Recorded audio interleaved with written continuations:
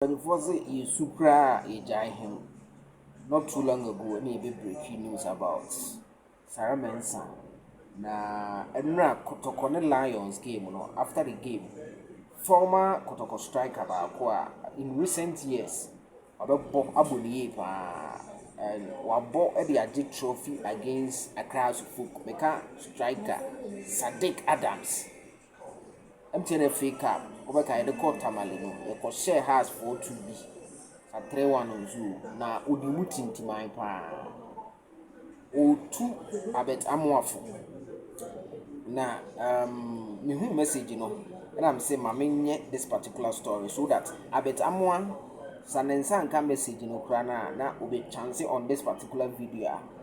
Obete the legend Sadick Adam Sadick Adams onye no small player wabo Kotoko and wabo Ghana national team no enti emra just after the game and ode in same way ekotu bia on Facebook no so ma menkan emma aha enti one who say eno na da ho no say workaholic tormentor of defense because will be a workaholic or yeah pa and also a tormentor of defenders team player or say Abet who a team player but as a striker so we kasa no the bat no be can or say but as a striker you need that individual brilliance and boldness to take on defenders one and after shooting unexpectedly or just say it is about time Abet should be taking on defenders and shooting unexpectedly.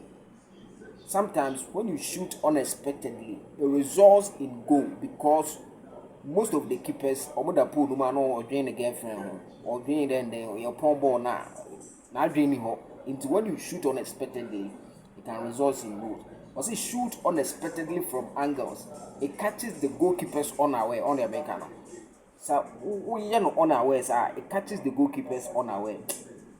Nimdia de Ubi away Jumedida or Kasa into you. It was also as a striker. Shoot unexpectedly. Sometimes keeper not the man I drink that baby cry. So it catches them unaware. And I say in short, as a leading striker, be more hungry on goal scoring and little bit selfish sometimes. What do you mean? Be hungry for the goals and sometimes be selfish. Be selfish. You can't be a selfish. I say yeah. Sometimes my attitude when you be na make up pass. You got to be selfish sometimes, master. It's habit. See, nation so and all the tattoo. Keep it up, bro. Be a short habit. So sometimes just be selfish. When you get a ball, take on the defenders and shoot unexpectedly. And now I feel that make up pass. Yeah.